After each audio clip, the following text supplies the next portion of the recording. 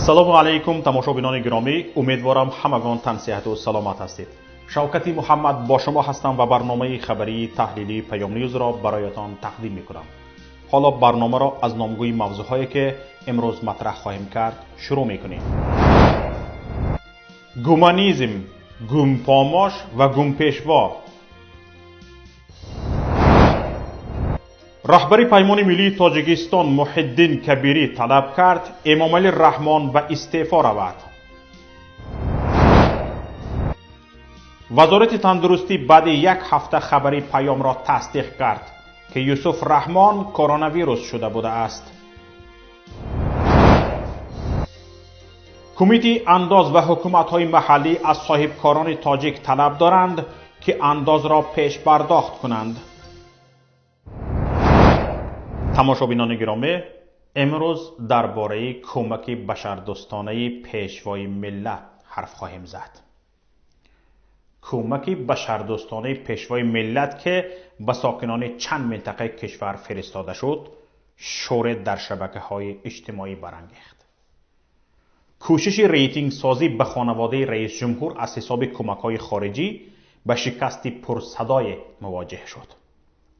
مقامات نه تنها از شرمندگی رستم امامعلی در از خودکنی کمکی چین و آزادی امامعلی در تحفه 100 کت با کورپچه و بالشت پختگی عبرت نگرفتند، بلکه به تبلیغ ها ادامه داده آن را به سطح پدر پیشوا برداشتند.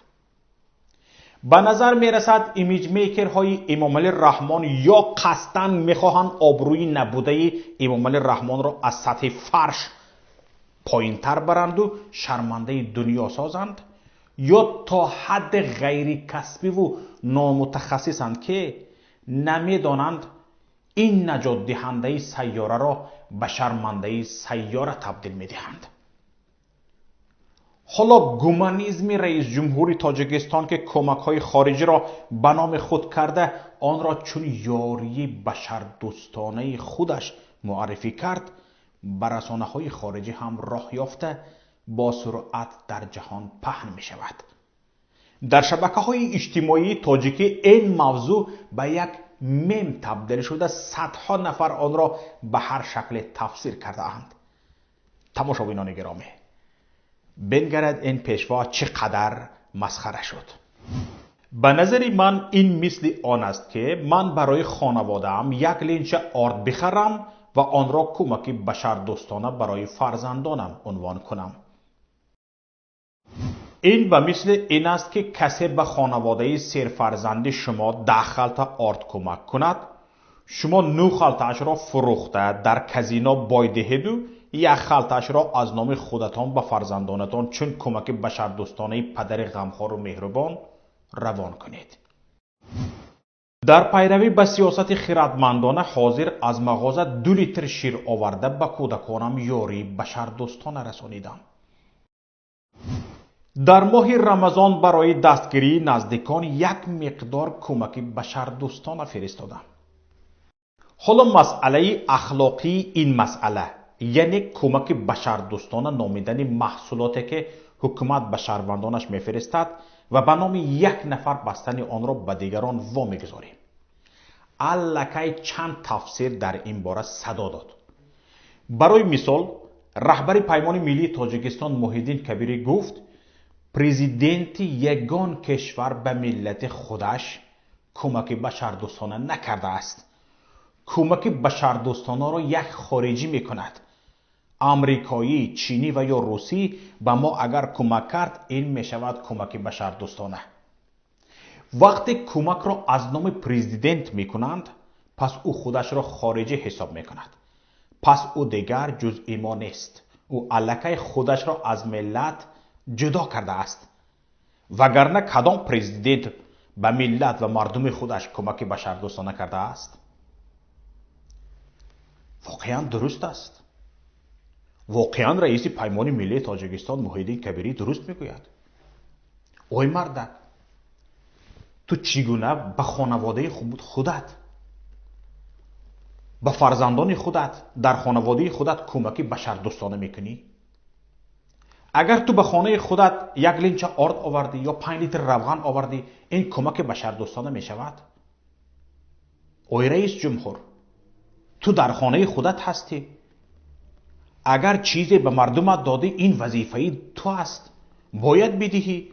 پس این کمک بشردوستانه می شود؟ شرم کجا شد؟ پس از این می براید که تو خود را جزء این ملت نیست. درست میگویم، تو خودت را بیگانه می حسابی و باید چیزی که به مردم دادی باید منت کنی، چون که مردم از تو نیستند و تو از این مردم نیستی. مگر همین طور است؟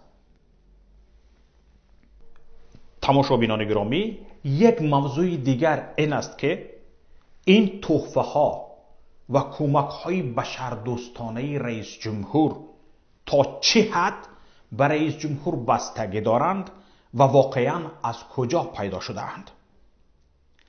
حق تا حد، بله تا حد به امام علی رحمان نسبت دادن این کمک ها را رسانه ها و عموما هر کسی که در این باره حرف میزند زمان پیدا میکنند که آن محصولات از حساب ماهانه رئیس جمهور خریده شده باشند.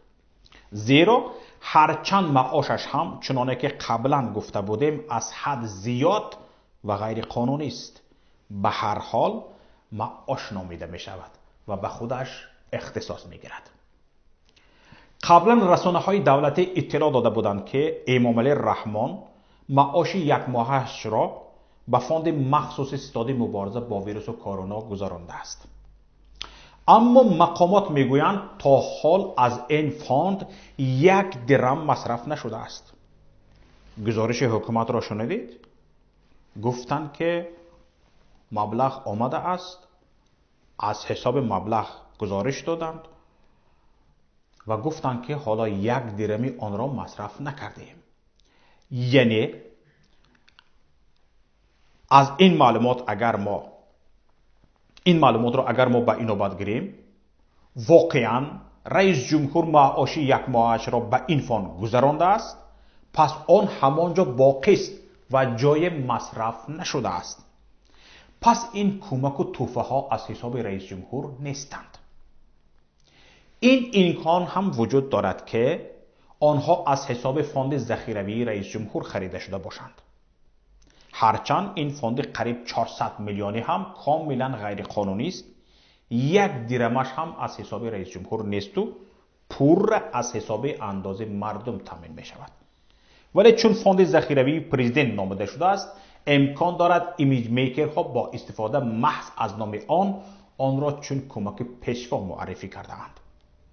واقعا امام علی رحمان با یک فرمان 12 میلیون سامانی از این فاند برای مبارزه با کووید 19 جدا کرد.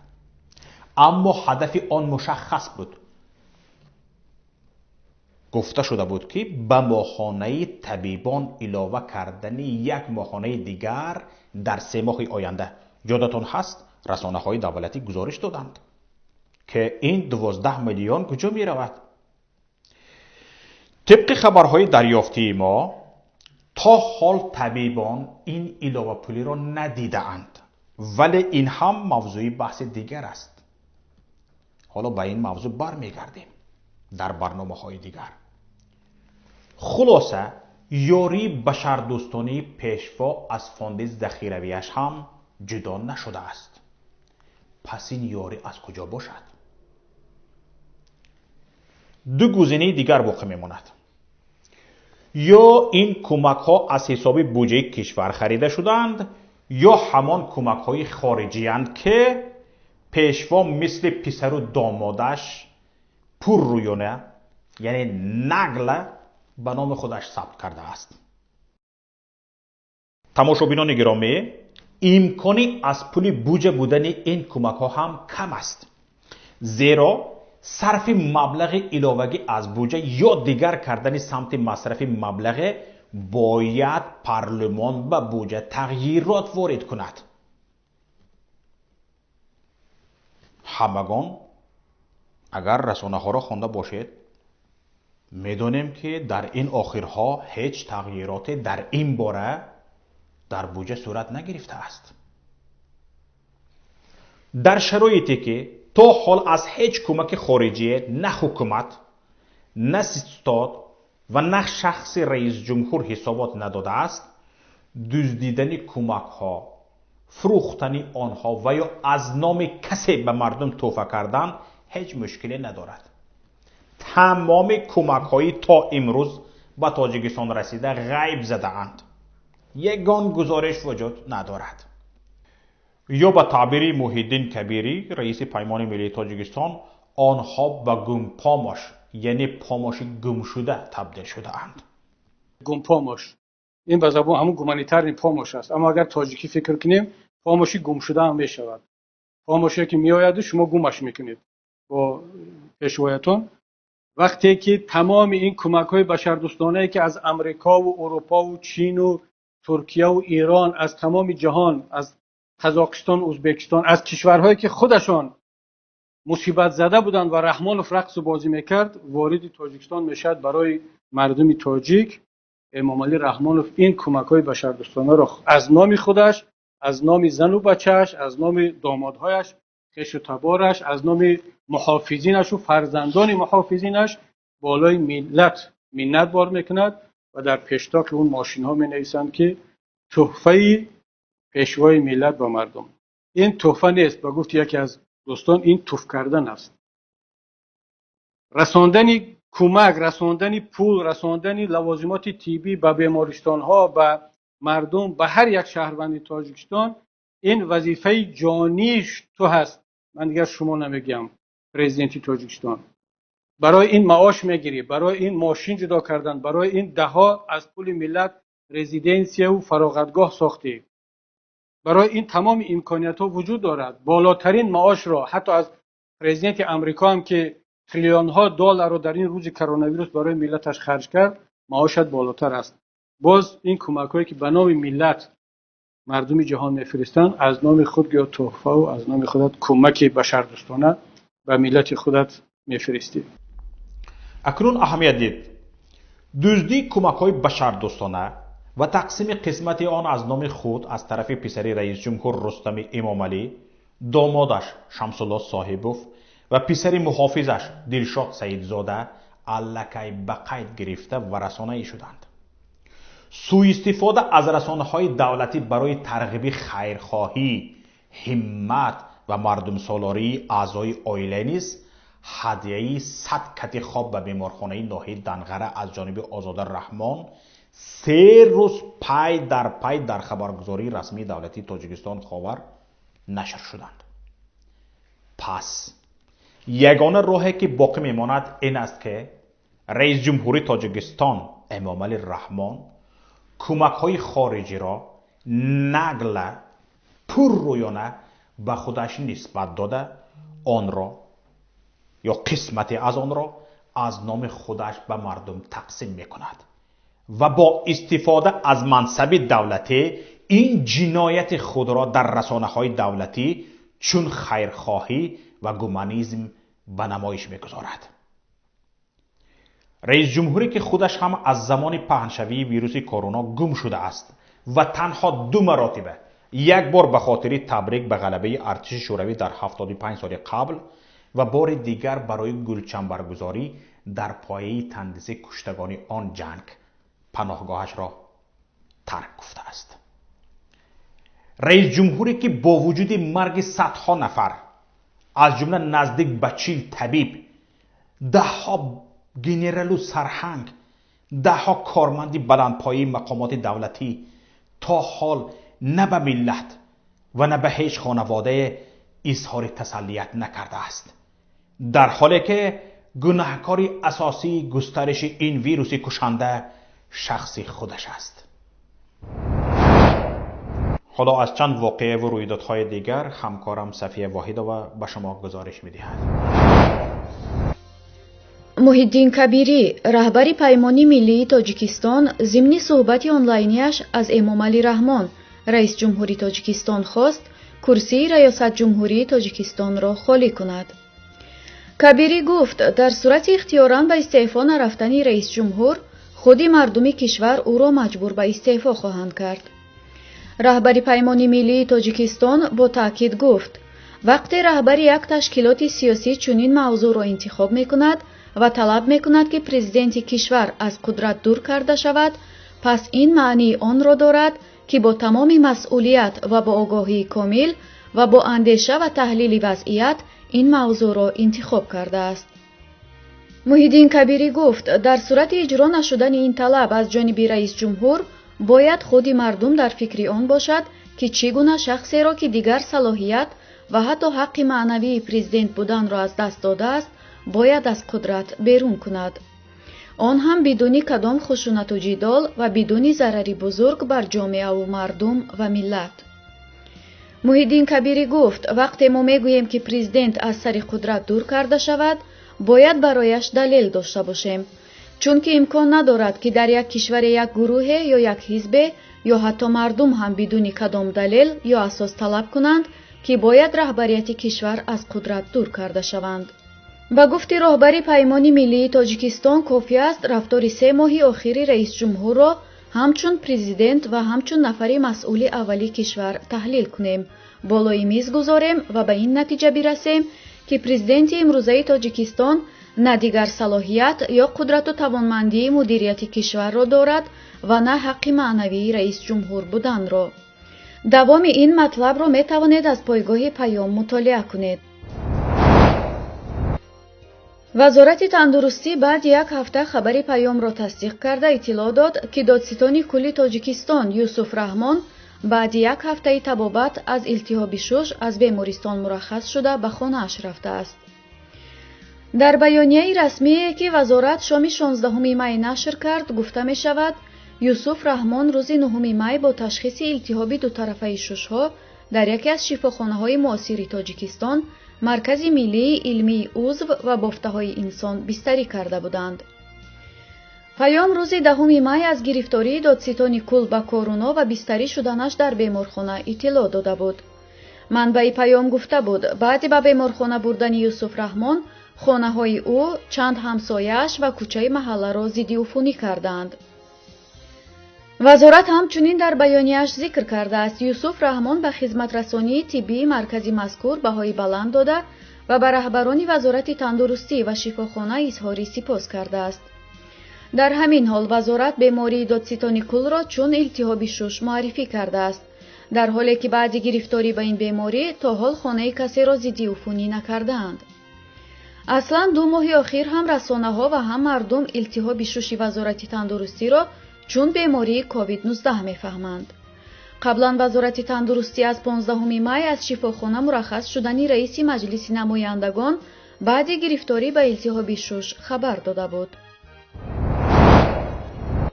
کمیته انداز و حکومت‌های محلی از صاحبکاران تاجیک طلب دارند که انداز نیم ساله اول را پیش پرداخت کنند. اگر در برخی از ناحیه‌ها این را کمک و دولت در شرایط بحرانی نامیدند، در نواحی دیگر تهدید کردند که در صورت پیش پرداخت نکردن صاحبکاران جریمه خواهند شد. مقامات اندازی ولایت ختلان حتی کوششی از جامعه و رسانه‌ها پنهان کردن طلب غیرقانونی خود را نکرده به کارخانه و صاحبکاران مکتوب ارسال کردند. مقامات اندازی ناحیه وخش باشد با طلب پرداخت اندازی نیم ساله نو از خواجگی‌های دهقانی در کوچه‌ها اعلان چسباندند. در اعلان گفته می شود در صورت پیشنهاد نکردن حسابات نیم ساله نپرداختن انداز تا 10 می طبق ماده 61 کودکس حقوق ویرانکنی خواجگی‌ها از 1700 تا 5800 سومانی جریمه می شوند. تهدید جریمه بندی برای پیشنهاد نکردن حسابات برای نیم ساله اولی سال 2020 در حال است که نیم ساله آخری ماه ایون تمام می شود و خواجگی‌ها حق دارند حسابات را تا ماه سپتامبر پیشنهاد کنند. همین حالت طبق اطلاع منابع پیام در همه ناحیه‌های ولایت ختلان مشاهده می شود. در ناحیه جیهون و جلال‌الدین رومی کارمندان کمیته انداز به سر زمین‌ها رفته به جریمه بندی شروع کردند. چند حالت جریمه بندی برای استفاده کارگران علاوگی و نپرداختن انداز اجتماعی نیز رخ داده است. در حالی که کارگران علاوگی که کارمندان انداز به قید گرفتند، اعضای خانواده خواجگیدار گفته می شوند. وضعیت در ولایت سوخت باشد، مقامات اجراییه و اندازی شهری استراحشان صاحبکاران را به مجلس کلان با اشتراک 300 تا 500 صاحبکار خبر کردند. طبق اطلاع منبع پیام در این مجلس از صاحبکاران درخواست خواهد شد که برای دستگیری از دولت و حکومت در روزهای وزنی بحرانی انداز نیم ساله اول را پیش پرداخت کنند.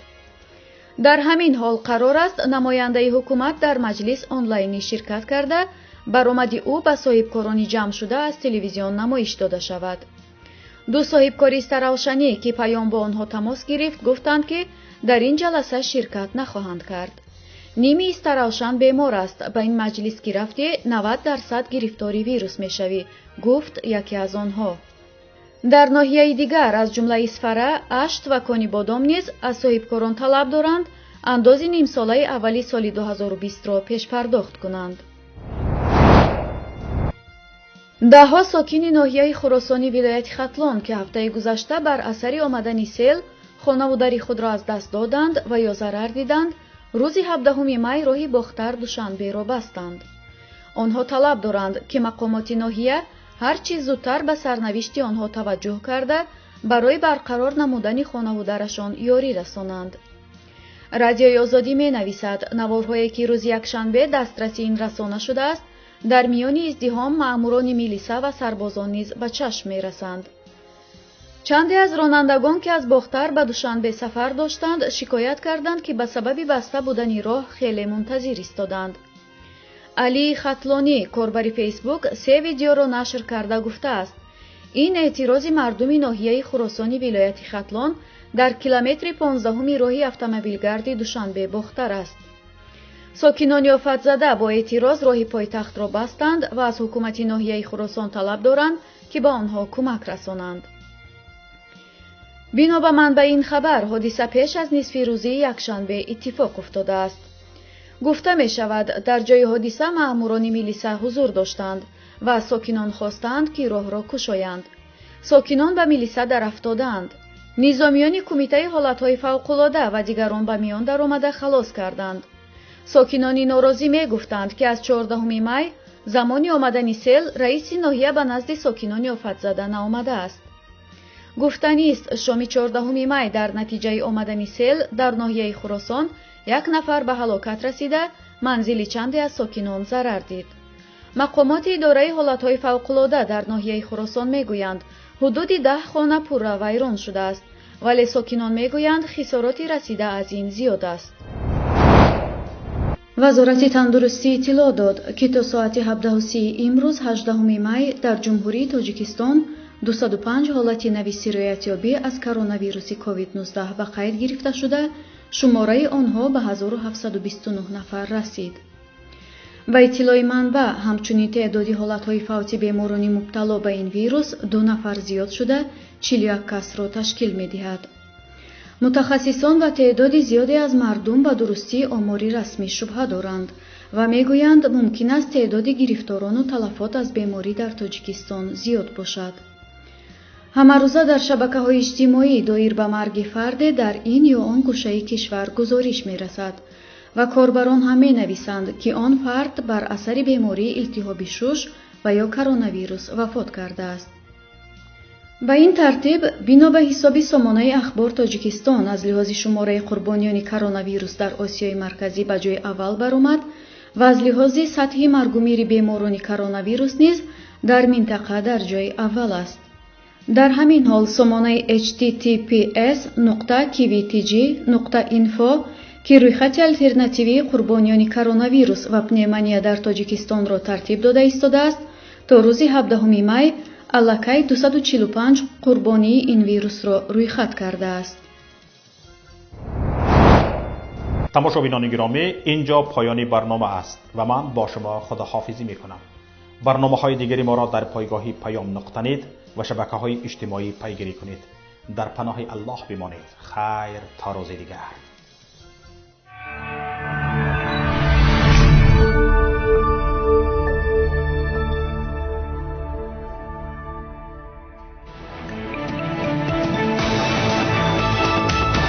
رادیوی پیام در فضای سیاست صدای جدید. رادیوی پیام علم، فرهنگ، نوید. رادیوی پیام. مشورت، بحث، گفت و شنید در تمام دنیا روی رسانه اینترنتی رادیو پیام نقطه نت.